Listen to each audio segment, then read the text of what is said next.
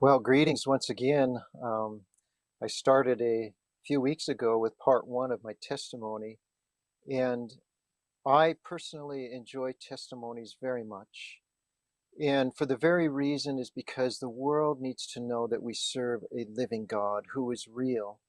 And so I have a hard time sharing when it comes to personal things because it's too easy really to lift yourself up, and pride wants to enter in. And so I want to thank Sister Eva for the prayer to help me, to bless me, and I believe God will answer that prayer. And um, I guess for me, I consented to do this, even though I do have a hard time with this, because I want to praise God and I want to publicly thank Him, number one, and also um, I pray that this would be an encouragement to others. And we should learn to praise God, because in doing so, it will strengthen our faith. It will recall the things that He has done for us, because there's coming a time when we are going to need our faith, and we're going to have to remember that God indeed loves me, and He's given me plenty of evidence for it. And so I want to share some experiences in my life. I thank God for them. And I want to read a couple verses to you. One is in Psalms chapter 21 and verse 2. It says, "Thou hast given him his heart's desire, and hast not withholden the request of his lips." And you know, so many times I've cried out to God, and He has answered my heart's desire.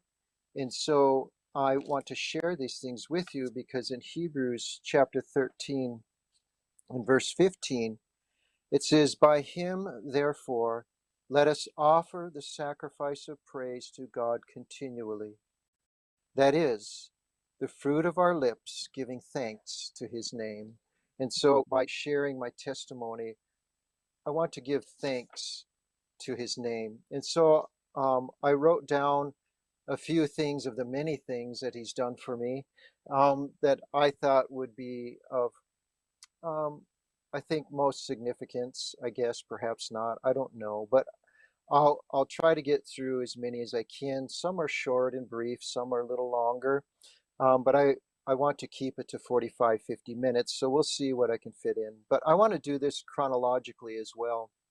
Now, I shared with you some things of my experience when I was working for Ecolab, and so I'm going to start with that time period. And that's when I started coming into the Christian faith. And so that's when I saw the workings of God. And I know that all of these things that He did for me were to strengthen my faith and to encourage me. And so I've learned through these things that I need to be an encouragement to others as well. And so the first story I want to share with you, um, I'll give you a little background, which I had shared a little earlier in part one.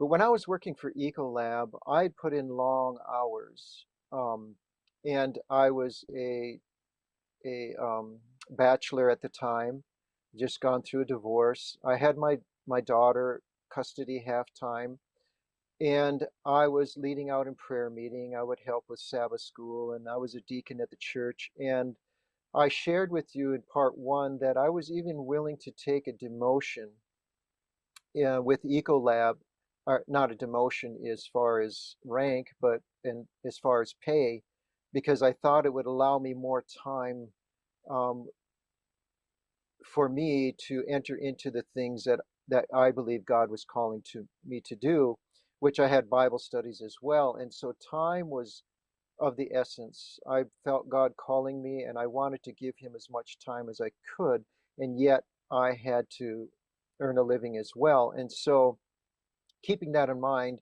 I'm going to move forward with this experience. I had over 200 customers that I had to deal with each month, and I would get phone calls from them, and it was difficult for me to get the things I needed to get done, because we couldn't talk on the phone while we were in vehicles. So I couldn't do it in between stops. I had to take the time to call my customers back, and it really was stressing me. And I thought, Lord, what can I do to minimize this? Well, um, he brought to my mind, or I saw it or heard from somebody, I'm not sure, but a Bluetooth. We all know what a Bluetooth is. And I thought, well, that would be a great idea because then I could have this Bluetooth in my ear. I could talk to my customers and I could keep on working. I thought, wow, this is great. And so I was so excited. And I went and got one that was good. It was $100, somewhere's in there. But it worked great. And I was so happy to have it. And I had it for about a month. And I went out to a customer out in a country club. It was a golf course, and I was servicing the facility. And I got back into my truck, and I had some messages that I had to answer. And so I was going to flip open, excuse me, my Bluetooth, and it was gone. I thought, oh no. So I searched the truck, and I'm trying to think, well, I had it just before I got out to service my customer, so it must be somewhere out here. And I thought, oh Lord, how am I going to find this? And my heart just sank because you have no idea how busy my life was until we walk in somebody's shoes. And again, I don't want to make this about me, but so you can understand. Yeah, I was dreaded. I walked outside and I looked up into the sky and I started crying and I said, Lord, you know how much this Bluetooth means to me, how much it saved time for me. And I'm doing this because I want to serve you in a better capacity. I said, I don't even know where to begin to look for this Bluetooth out in this countryside here. Where? I don't know. And so I just started hanging my head kind of almost in overwhelming fashion. And as I looked down, here right between my feet was the Bluetooth. And so, in an answer to Psalm 21:2, when we cry out, God hears these things. And even when we don't cry out, I remember another occasion working with Ecolab. We had a service contract for the Verizon towers. Some were in town, but most of them were out of town in remote areas out in the countryside. And I had lost a tool somewhere. I didn't know where, no idea when, but it was a specialized tool that I used only during the summer months. Well, I'd went through that winter contemplating, okay, I got to get another one. Well, we were getting to the end of spring, the snow was thawing, and it was getting to the point where I needed to make a decision to purchase this tool. Well, I went out to this Verizon tower in the middle of nowhere, went to the back of my truck to um, get the equipment that I needed. And right there where I parked, right at my feet, was this tool that I had lost. I had no idea that I lost it there. But my point with this is when we cry out, or even when we don't cry out to God, He hears our prayers. He knows the desires of our hearts. He understands the frame and the frailty of the human mind and the body. And so God is so merciful and kind, even in such little ways. Um, and so after I was working for Ecolab for a time, I had met my wife, and um, she and I were courting, and she said that yes, I can come up to North Dakota for a time, but I would like to go back to Kentucky. And I said, well, my daughter's still in school. I would like to be here for that. And so we decided to stay here until she had graduated. Well, she had told me under one condition that she would move up, that we live out in the country. Well, now I had been making changes in my Christian experience. I had been learning the gospel and I had been learning about health and making dietary changes and all these different things. But when she said she wanted to move out to the country, I thought, huh, that had never crossed my mind. And I was curious. I thought, okay, I like the country. That's fine with me. And so I was looking for a place in the country for her and myself. And I had just been driving around the countryside, just stopping in at farms and asking them if they knew of vacant properties or something for sale in the country. And I was having no luck.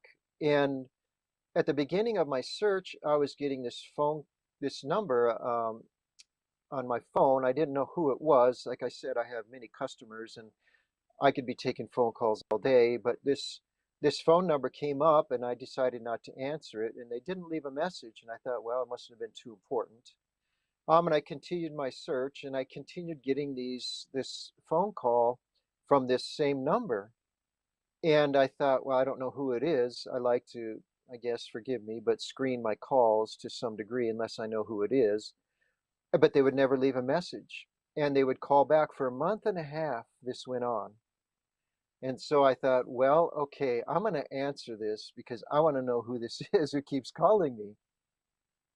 And so I called the number and I said, yes, I keep getting this number on my phone from you, and I've not taken the call. I said, what is it that you need? And he said, well, you're looking for a place in the country, and so I'm just getting back to you to let you know I have a place available. And I said, well, who are you? I'd never talked to anybody. I have no idea how he got my number. I've never talked to the man, but he insisted that I talk to him. And I said, well, okay. And I told him it must have been somebody else. He said, no, this is the number I got. I talked to you. So I said, okay. So I went out to look at his property and it was beautiful. And so God answered the calls of my wife's desires. I didn't know anything about country living. I didn't even know there was a call to do so. And so there are many experiences that took place on this country property, but I share this one too because it was the beginning of learning the call of country living. While we were living on that country property, I felled my first tree. That was an experience for me. It was kind of nervous, but I accomplished it. Planted really my first garden, and we had a beautiful garden. When people would come out to visit us, they would always comment on how beautiful the garden was, and it really was. The soil in North Dakota is tremendous, at least where we were, and for the most part, the state is. And I learned many things on that first property. So this was the beginning of my country living experience. And so I thank God for that. He gave me a taste of it and even a desire. I learned some carpentry skills while we were there too. We set up a modular home there, and a good friend of ours, he came out and he showed me how to build a deck. And so I learned some carpentry skills there. But in all of these things, God hears the desires of our hearts, and this was one that, again, my wife was crying out for it, and for me, again, I didn't know anything about it, but God knew I needed this.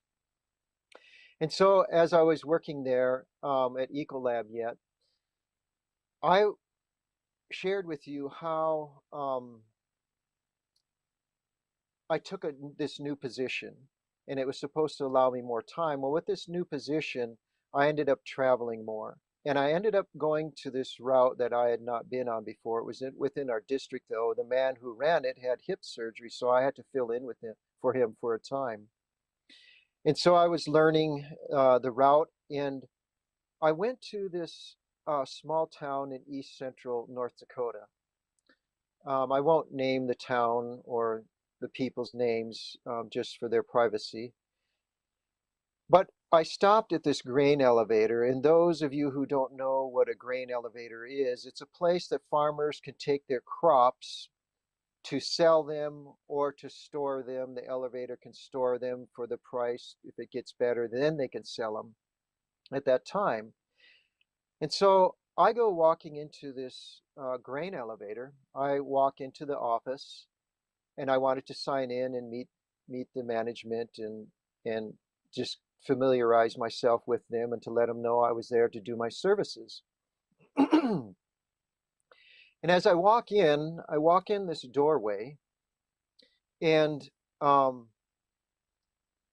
there was two men sitting in front as I was walking in, and they were staring in this direction, kind of behind me, off to my left a little bit, and they were just sitting there. They looked dumbfounded.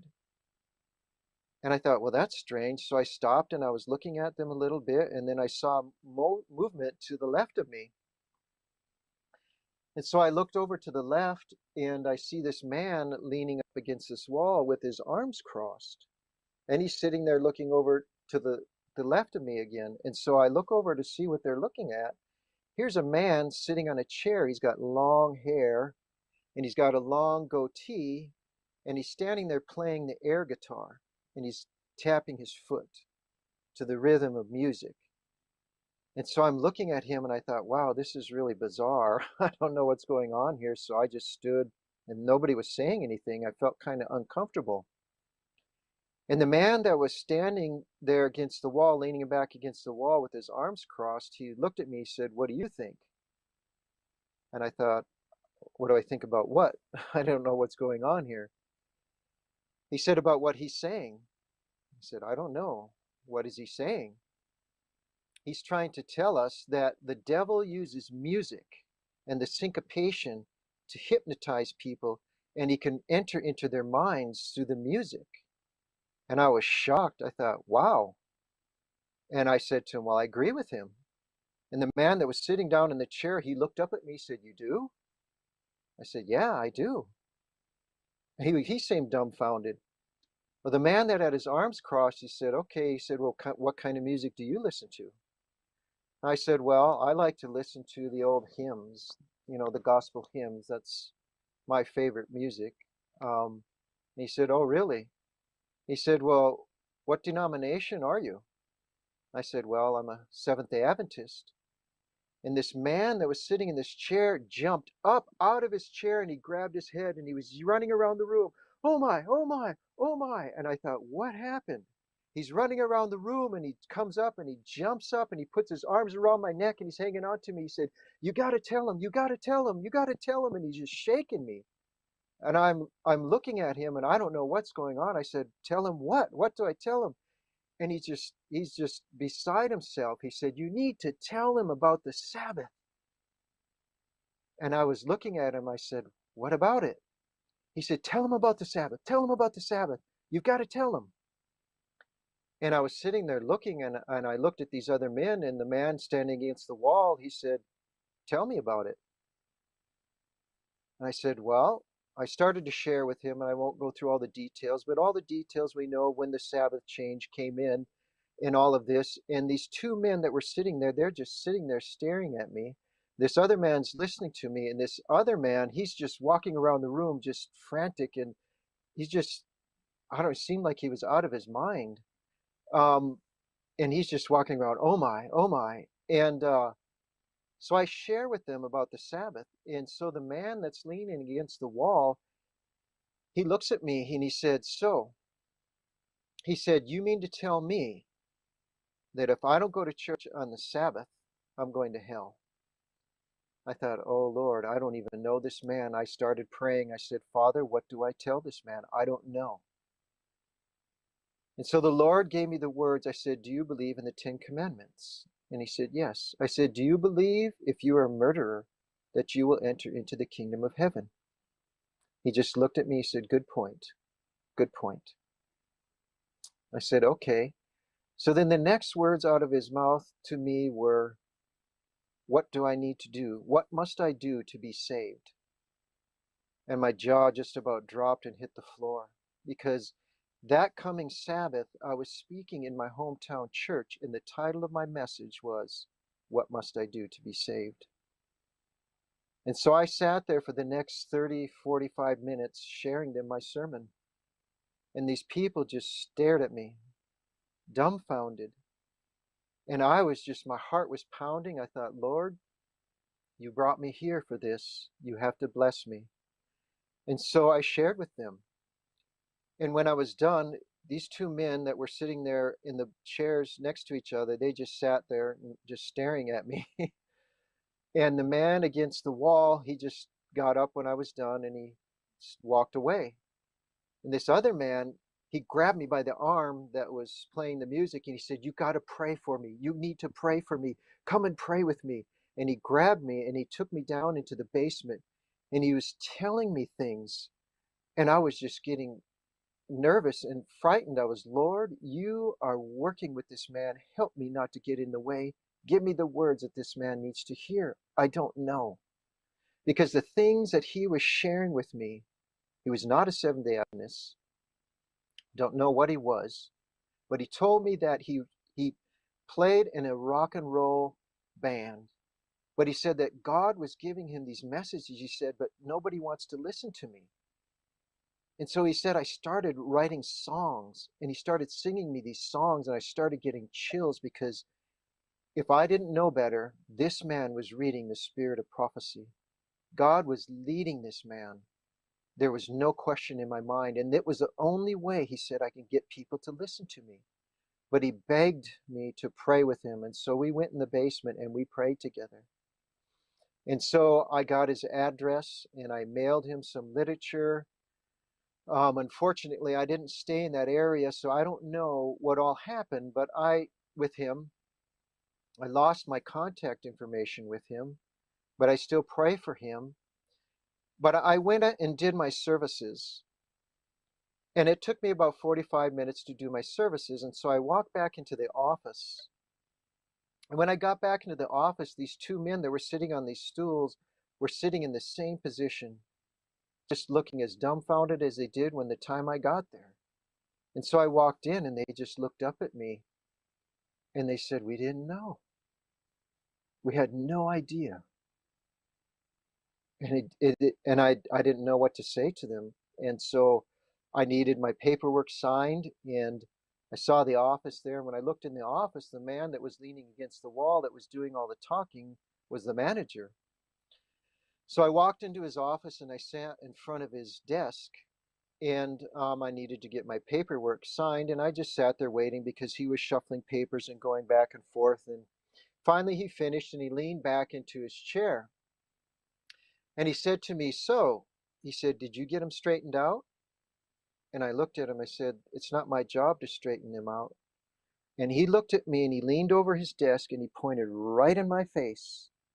He said, if you have the truth, that is your job. I sat back in my chair and I thought, oh Lord, to be reproved, that is my work. I thought, Lord, have mercy. You're working in the hearts of other people. And to be a part of it, I was just overwhelmed that God had placed me there to speak a word in season. I don't know whatever happened to these men. I don't work there anymore. I don't have their contact information. But it so much encouraged me to know that if we are preparing and doing our work, that God can use us. And I mean, to me, what a special privilege to be used by God in something so profound as that experience. And I was just so thankful for God that he would even consider me to be allowed to be a part of that experience. But um, anyway, that was one of the most significant experiences I had with Ecolab. And I'll share one more with Ecolab and then, or two more quickly, and then I'll move forward. Um, as I stated earlier, my time, I can't express enough how precious my time was. And I'm a very organized person. I like to be on time. And I scheduled some work that was out of town. I lived in Bismarck at that time, yeah. And it was again at a grain elevator. And the service I had to do when there could be no customers there. Now, this was in January. If you've ever been to North Dakota in January, that morning, it was 5 o'clock in the morning. It was 40 below, the wind was blowing, and it was snowing. And I had a day full scheduled, and I had prayer meeting that evening. And so I couldn't have anything go wrong. I had to get things accomplished so I could get back. I want to be settled when I go into prayer meeting. I don't want to just go running in there and let's go to it. And so I get there, 5 o'clock in the morning. There's nobody there. The business isn't open. The area I needed to get to did not require a key for me to access it. And so I get there and I pull up in the driveway of this grain elevator and I put it in park and I'm going through the list of the things that I need to get ready to go out. And I thought, oh Lord, I forgot my rubber boots. I needed rubber boots. The area I had to go into had water in it. And I thought, oh Lord, you know that the demands on my time. I said, I can't afford this. I can't come back because It's out of town, and they needed this service done. And so again, I just, I broke down. I had tears in my eyes and I was crying out to God. I said, Lord, I said, please, I don't know what to do. I am a child. I have no strength within me. I need you, Father. And as clear as I'm talking to you, I heard in my head, go around the corner. There's a pair of rubber boots. And my first instinct was I put it in reverse. I believed it. And then as I'm backing up at the driveway and I'm thinking, did I just hear that correctly? There'd be a pair of rubber boots. Well, 5 o'clock in the morning, it's pitch dark. I got my headlights on. I'm driving through this around the corner of this building, and there's a small parking lot there. And my headlights, they shine out around in the middle of that parking lot. And would you believe there was a pair of rubber boots sitting in the middle of that parking lot? Now, this was out in the middle of the country as well. Who would leave a pair of rubber boots there? I don't know, but God made sure that whoever it was left them there for me. And so I was so thankful.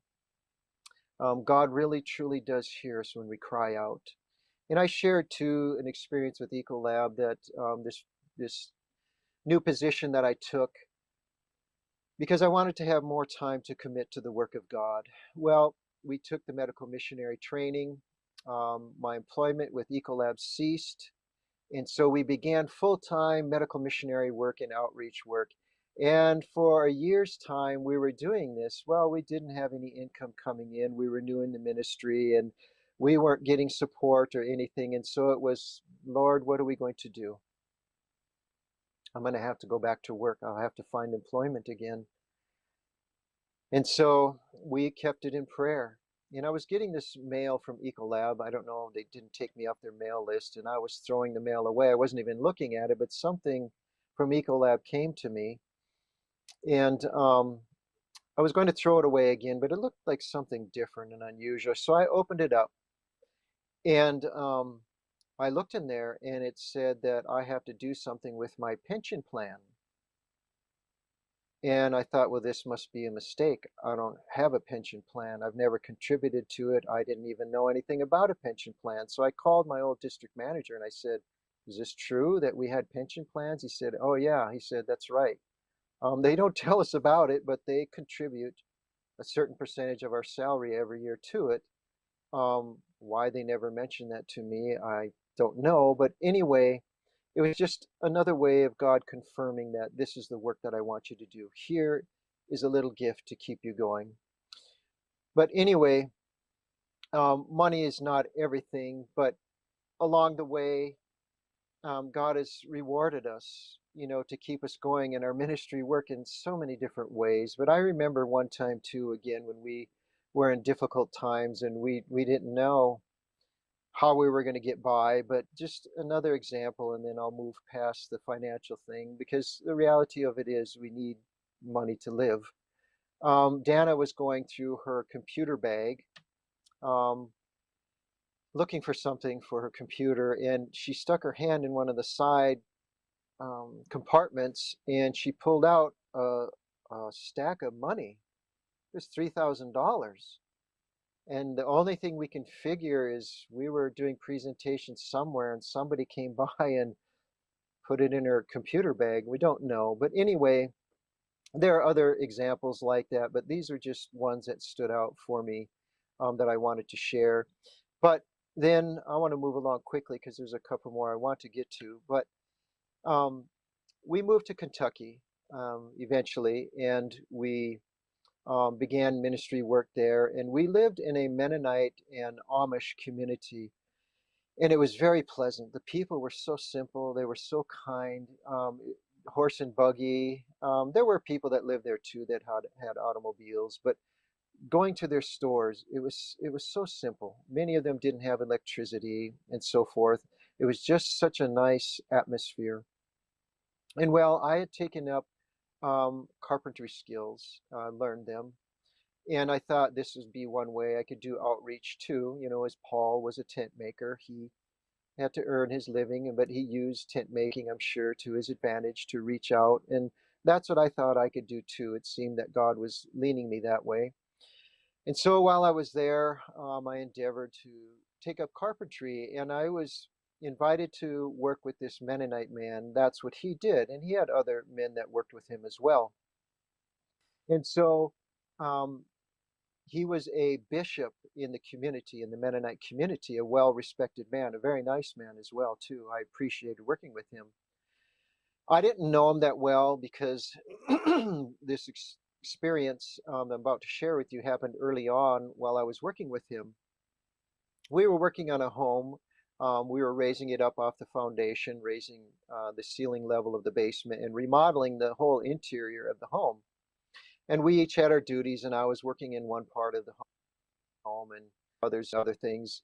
And this vehicle pulled up, and this lady and a younger lady got out, and they had their hands full of boxes and such. And then somebody noticed them coming in, and they said, "Okay, boys, let's take a break." And so, okay, we set down our tools and whatever, and we all gathered around. Here, it was members of the Mennonite community.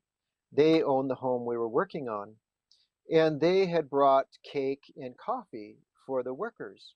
And so we had all sat down, and I was offered coffee, and I said, "No, thank you." I said, "I appreciate that, but no, thank you." And then I was offered cake as well, and I refused that too. I appreciated their offer. And so I don't know if it was 15, 20 minutes, whatever it was, but we got done and we went back to work. And a few minutes went by, and I heard this voice, and this man, this Mennonite man, who was the bishop, I won't reveal his name, he come walking up to me, and he looked me in the face, and he pointed me in the face. He said, "That is very rude. When somebody offers you good hospitality, not to take up that good hospitality. That was very rude." And he turned around and walked away. And I was dumbfounded. I thought, "Oh, Lord, I've offended this man, and I wasn't sure how I offended him." And so I just went back to work, and these thoughts are running through my mind. "Lord, what did I do? What did I do? I'm not sure what I even did." And he came up to me again, and same thing. He said, "That is so rude when you refuse good hospitality." And he walked away. And so I said, "Okay, Lord, I just need to go and find out what this is about." And so I walked back to him and I said, "What is it that I've done that has offended you?" And he said, "Those ladies, they brought us things for our break and you refused." He said, "That is wrong to refuse good hospitality." And I thought, well, I need to tell him why. And so I said, "The reason why I refused," I said, "because I don't drink coffee because there's caffeine and other harmful things in coffee that I don't want to put into my body." And I said, "As far as the cake," I said, "I'm not sure, but I know how most people make cakes. There's cake that I don't partake of." And so I didn't eat of it. And then he looked at me, he said, "Well, why not?" And I said, "Well, my body is the temple of God, and I have to care for my body. And these things have harmful side effects, and so I choose not to partake of them." Well, he couldn't understand that. I guess hospitality comes before the care of the body. And I did have an experience with other Mennonite people who thought it foolish to consider the health of the body because that's being selfish. Now, I'm not condemning them, but that's just their mindset. Good people again. And so I kind of understood where he was coming from with that aspect, but I didn't know the hospitality. They're very hospitable people, wonderful people. And so I went home and I shared that experience with my wife, and I said, "I don't know what to do." And so I lifted it up in prayer. I said, "Lord, I don't want to offend these people." I said, "Please help me." And so the Lord gave me an idea of what to do. And so that next day, I sat there while I was working and I kept checking out the window. I wanted to make sure and see the ladies before they came again. I wanted to meet them. And so when I saw the one lady pull up, I quickly went outside and met her outside. I didn't want to confront her in front of the other workers. And I said, "Sister," I said, "please forgive me." I said, "I just want you to know that I really appreciate your kind hospitality." I said, "But I have diet restrictions. There are certain things that I won't put into my body." And I briefly explained to her, and she looked at me and she said, "Oh, that's okay." She said, "There's things that I can't have either." And so she said, and she started sharing with me, some of the things that she understands that some things are just not helpful, and she's cut them out as well. And so I thought, wow, that's so wonderful. And I went inside and I said, oh Lord, I said, thank you so much for helping her to be so understanding and working with her too to help her realize that her body is the temple. And so the next day, or I don't remember if it was the following day, I wanted to talk to the other young lady as well. Well, she came, I didn't know if it was the following day or the day after that. I quickly went outside, and the Lord worked it out where I could see her before she did come. And I met her too. And I said, I'm very sorry. I didn't mean to offend you. And I explained the same thing to her. And she said, that's okay with me. She said, I just bring it, and whoever wants to eat can eat. She said, I'm okay with it. And I said, okay. I said, thank you so much for being so understanding. I really appreciate that. And so she had left. And then the next day, I went to this bishop and I said, I went and talked to the ladies and I apologized to them and I explained my standing with them and they were okay with it. And then, he said, well, he said, I appreciate that. And um, he said, Kalon, he said, um, I don't agree with you. He said, but I really appreciate a man who's going to stand for his convictions. He said, I just don't see that in the world. And he said, I just want to thank you for that. And so our relation developed into something that he would confide in me on certain issues. He would say, Kalon, what are your thoughts on this?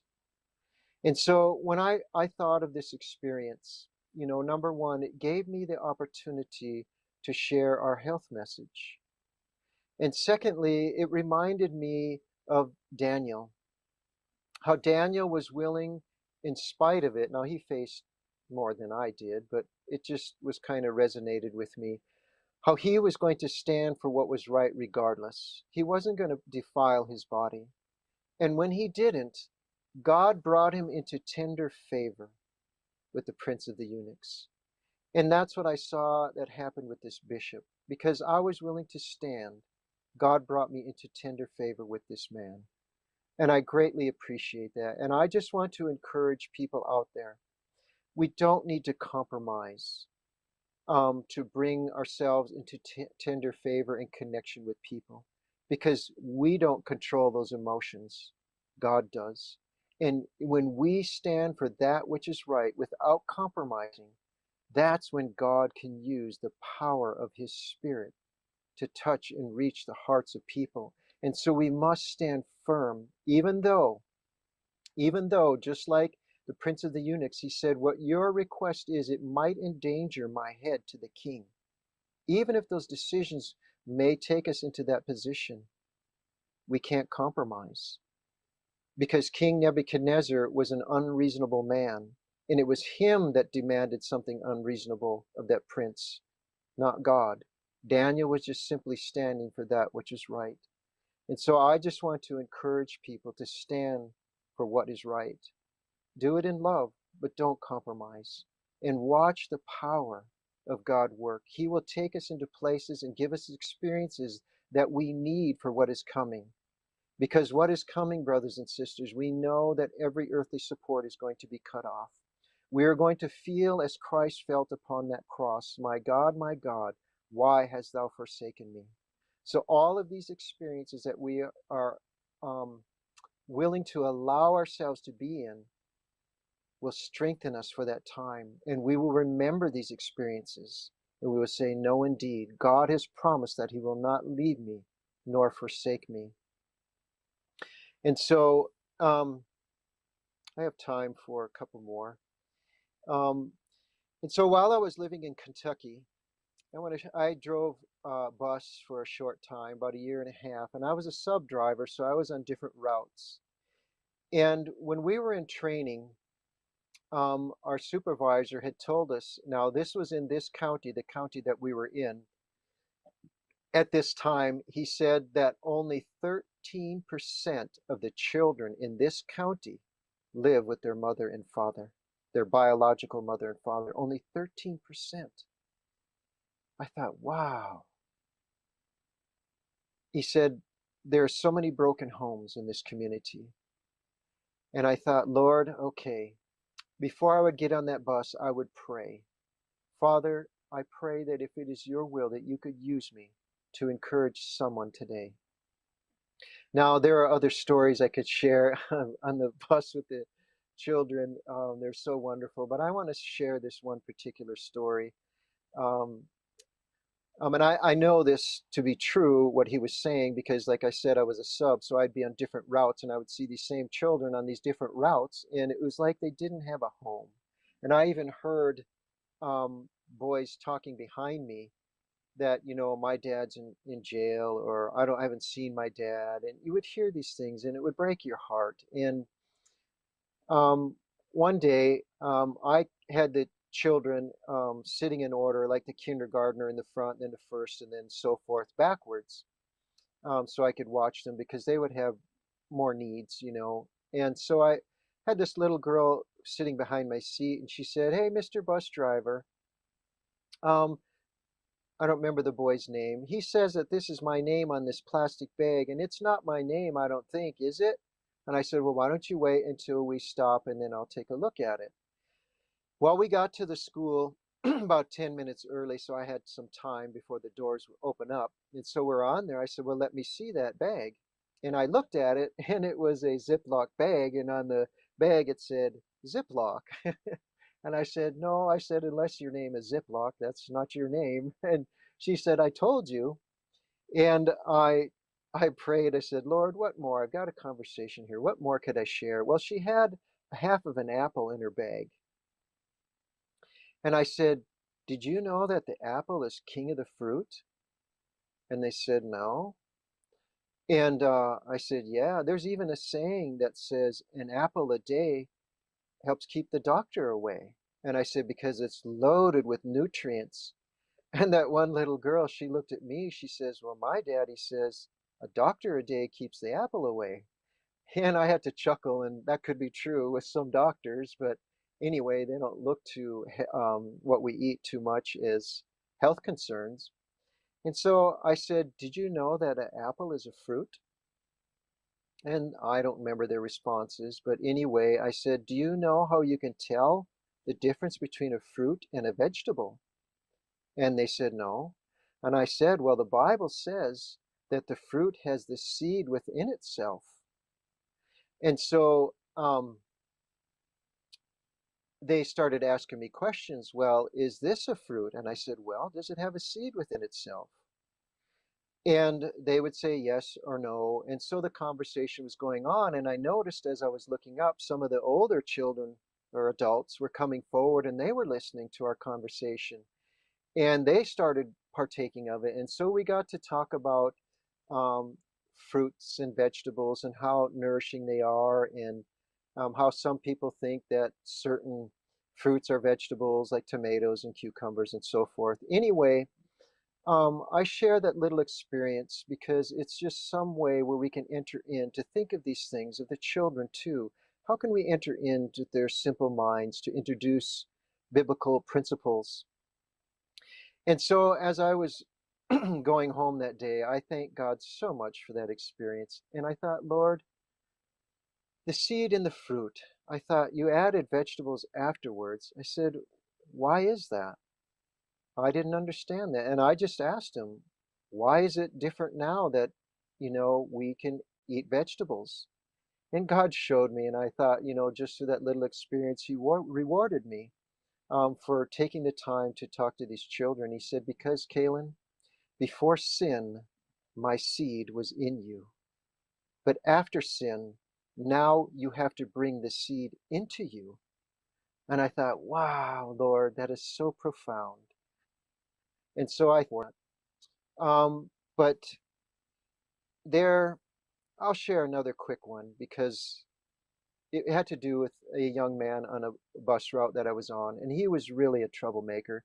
He was a third grader, and the older children knew. I mean, he was the one again that didn't live with his father, so he didn't have a lot of direction and guidance, and he was a troubled boy. And the older kids took advantage of him. They knew they could ask him to do something and he'd do it because he really was just looking for attention. And one day, one of the older students come up to me from the back of the bus and said, I'll just call him Brian. Brian stole this fidget from Margie. I don't know if that's the names, but he said, and she's crying back there. And I said, okay, I don't know what a fidget is, number one. And so he went and sat down, and I called Brian up and I said, Brian, I said, did you take Margie's fidget? And I said, first of all, what is a fidget? And he tried explaining it to me. I guess it's something you hold between your fingers and you spin it. I occupy your time. I'm not sure what the point of it, but I said, Brian, and he said, no, I didn't. I didn't take it. And so he went and sat down, and I said, Lord, I don't think this older student would lie to me. So I called Margie up, and she was crying, and she said, indeed, he stole it from her. So I had her sit down, and I called Brian back up again, and I said, Brian, I want to respect you as a young man. I'm going to give you the opportunity to be honest with me, whether you took that or not. And I tried to encourage him that, young men make decisions that will determine where they will go in life, and how people in our community and God respect those who are honest and true, because there's value in being honest. And so, Brian, I will give you that opportunity. But if I find out that you lied to me, there will be consequences. And so I'm just going to leave that decision up to you. You can go back and sit down. Well, a couple of minutes later, he come up to me and he handed me the fidget. He said, I did take it. He said, I'm sorry. And I put my arm around him and I hugged him. I said, Brian, I said, you have no idea how rare it is to see honesty in people today. I said, I want to thank you so much for being honest. And I said, if you want, I really could use some help. He was at the end of my bus route. I said, if you could close the windows up for me. He said, sure, I'll do that. And so those words, I had no idea where they would go. But the next day, I went to pick up the children again at the school, and they line up in rows for the certain buses and certain times. And when I went there, I saw my row lining up, and I saw him pushing and shoving all the other kids, and he's getting his way to the front. And I thought, oh, Lord, it sure didn't last long. But I was so disappointed. And so I opened the doors when they said they could load up, and he come running in. He come running up to me. He said, can I sit up front right behind you? He said, what do you need help with? And I was shocked because I wasn't expecting that. And I said, well, you can sit right behind me. That's fine. And I had other boys that I had been working with on this bus route that we had been entering into conversations about books, and I said, well, one of the best books, they were saying Harry Potter and so forth. And I said, well, the best book I've ever read. And they asked me, and I said, it was the Bible. And they said, you read the Bible? I said, yes. And we started talking about stories in the Bible and how could they be true? And they were sharing me their understanding of what certain things in the Bible meant. And it was kind of comical. And so we got to talk about those things, and I got to share them, and we had very nice conversations. They were nice young boys. And anyway, he started sitting up front with these other young boys. And the other older students in the back, they always like to work Brian up. And so they were yelling his name, and the two other boys that I had previous conversations with, one of them, he turned around and said, you leave Brian alone. He's a changed man. And so that just thrilled my heart. I just,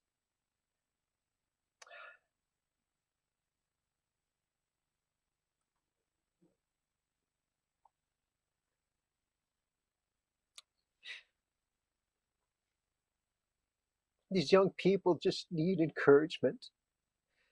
They need people to take time to acknowledge that they're important and to see the changes that God did in this young man and these other young boys. It was such encouragement. And so anyway, if you ever get the opportunity, don't walk by a young person and just think that they're just troublemakers. Ask God for wisdom how to help them. We have no idea what's going on in their minds or their hearts, but God does. God does. And so I thank God for that experience and that wonderful privilege and opportunity. And I just pray God's blessings still be upon those young boys, that they would continue to be godly men and continue to be honest. And my time is running short here, and I want to share one more story in closing of an experience that took place about a year and a half ago. My wife and I, we had sold the farm that we had first purchased and the home that we had built and where we were having the camp meetings because it was just her and I, and it was too much. We had no help. And so we had prayed for certain things to make sure that this was God's leading. First of all, that He wanted us to sell this place. We were off grid. There were no comparable homes to it, so you couldn't get a loan for it. Whoever had it had to have cash. And we asked above market value because we wanted to know for certain if this was God leading that we should sell this property. Well, it wasn't but 3 days, and we had the offer, and we said we want to get the amount we're asking for, and we were offered the amount we were asking for. The man had cash, and so we thought, okay, this must be it. Well, we didn't have a home, and so we saw a piece of property for sale because we wanted to have a country home. We know that that was our counsel, and it was 120 or 30 acres. And it was a very reasonable price, and we had looked at it, and it was a beautiful piece of property, and it had fairly good timber. Now, I'm a boy from North Dakota, so I wouldn't know what timber, if it was good or not. But anyway, Dana thought, because she grew up in the woods, she thought it was a good investment for the price. And so we thought, well, there's no home there. We would have to invest everything we have. We'd have to borrow a little money to be able to purchase this property because we plan to turn around and sell it because of the timber value, invest it back into the ministry and a property for us. Well, I'm going to make this a short story because it is a long story. We found out that after we had purchased it, it was not 120 acres. I say 120 or 130 because the PVA says 130. The man who sold it says 120. The deed that he gave us, I don't know how to read a deed, so anybody who's looking to live out in the country, be wise, do your homework, do your research. Don't buy a piece of property without a survey. We bought it with a deed, and I don't know how to read a deed. But anyway, it turned out that it was only 74.08 acres because we had it surveyed because there seemed to be confusion with the property. When we put the timber up for sale, the I don't know, arborist or whoever he was, came out for the timber companies, and he does a walkthrough with the deed to make sure that the property, that the timber was for sale indeed was on that property. Well, he said it's not. And so that shocked us, and so it scared everybody away. And so we had it surveyed, and indeed it was only 74.08 acres. And so we ended up losing 48 acres. And this was distraughtful for me because we invested everything and borrowed money. And we put more money into it, hiring an attorney to research this. And indeed, we did not have the paperwork for that other parcel of property that was supposed to go with this 75 acres. And so we fought this for a year, hired attorneys and surveyors to have it all surveyed, and ended up spending another $15,000 that we had to borrow money again to survey it and to have it researched. And indeed, there was no paperwork, but all the evidence showed that we did own it. The Corps of Engineers said that, yes, we bought it from you. They have the paperwork for it. The neighbors said, yes, you own it. Everybody knows that this property belonged to these people. But what happened when the Corps of Engineers went in to put their boundaries up along the river, because it was along the Cumberland River. The Corps of Engineers buys 25 feet along the shoreline. It's theirs. So when they went in to buy it, they had to redo the deed on that parcel. Well, apparently it was never redone, or it was done and it didn't get filed or something. So that was the deed that was missing. And so this bothered me for a year. And I I was not representing God correctly. I should have trusted him from the beginning, but it just overwhelmed me. We had nothing. We had no place to stay. I was trying to make ends meet, working again in ministry work. And after a year of battling this, I just finally said, Lord, okay. I know he was trying to show me that I had work to be done in my heart yet that was not done. And so I just turned it over to him. I said, Lord, I'm done. I'm not I'm not going to be upset with you. I'm sorry that I ever even was. Please forgive me. I'm very sorry. And I thanked him for this experience. I didn't know why, but I thanked him. It just looked like, okay, we're going to have this piece of property. But I started trusting God. I knew that he was going to do something because he doesn't leave us this way. If he's called us to the country, he'll take care of it. And so I began to trust in him, knowing that he was going to do something. Well, another year went by. This is when the housing market started skyrocketing. And we had these people from Atlanta area contact us and say they were interested in the piece of property, and they wanted to see it. So we showed it to them and we explained everything to them of what took place. We didn't want anything hidden. Well, it scared them a little bit, but we were so thorough with it. And even the land values they were going up, the price that we were asking um, was still a fair price, even at 74 acres. And so we had opportunity to get to know these folks. We went out to eat with them. First of all, take that back. We invited them to eat with us because we don't go out to the restaurants and eat. And so we told them we would prepare a meal for them. When we explained to them how we ate, invited them to they could bring salad and so forth. Well, we ate with them, and it didn't seem like they enjoyed the meal very well. And we thought, oh, okay. So they wanted to meet together again. They were interested in the property and wanted to know more about us. And so we met. They're super wonderful people. And so this time, Dan and I prayed. We thought, they didn't seem too interested in our food. I said, I don't want to press it. Can we find a place where we can find a vegan meal and let's eat at a restaurant someplace? And so we decided to do that. And so we ate at this pizza place. They had vegan uh, crust and looked like a pretty good option. And so we ate there, we visited with them, and we got done. And we walked out of there and we were visiting in the parking lot. And they were heading back to the Atlanta area. And I said to the man, his name was Thomas, I'll share that. I said, Thomas, I said, please forgive me. And he said, for what? And I said, we don't eat at restaurants. I wanted him to know. I said, but we thought that you were offended by our food. And he said, no. He said it was different. It was good, but it was different, for our taste buds. But we appreciated it. And he said, well, why do you apologize? And I said, because it wasn't because of the food. It was while we were in there, they had televisions going everywhere and the music. It was horrible. And I said the music was, I said, I don't appreciate that. And so please forgive me. And he looked at me and he said, Kalon, he said, don't compromise. He said, if that's your belief, he said, you can't compromise. And it just confirmed me, God was telling me through this man, don't compromise, Kalon, to please the world. I wanted to accommodate them, yes. But long story short, they did end up buying the property, and we only, um,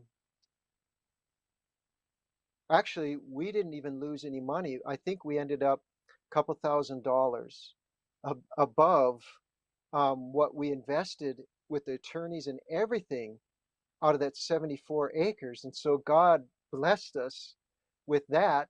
And it still was cheap in the market for the land that prices that were being offered. We were still under market value. And anyway, I ended up doing Bible studies with this man. And after 9 months of Bible studies with him, he was baptized into the church. And he was another man that God had been working with. God had been leading him. He was an honest and true and sincere man. And so these are the stories that I wanted to share. And I know I've used up my time, but I guess in all of these things, we are but children. and we don't know how to come in or to go out. And if we continually seek God for the direction in our lives in applying the things that we know to be true and not to compromise, because then we let go of that power. And I think when we get to heaven, if we should be so blessed to be there, we will see how many other experiences that we perhaps have failed at. That if we only would have stood fast in the Word of God, what more God could have done through me and through you. And it seems strange to think that God could use such broken vessels, but it's His purpose because He wants to encourage us.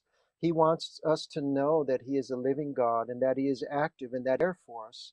And so these things are all for encouragement. I pray that we would be willing to go forward and allow to be us to be used as God sees best. Now, there were experiences that weren't as good as this either, but those go with those things. But I just wanted to share the good ones because it encourages us to keep moving forward. And so may we all stand fast in the truth, and may the truth work in us by love that purifies the soul.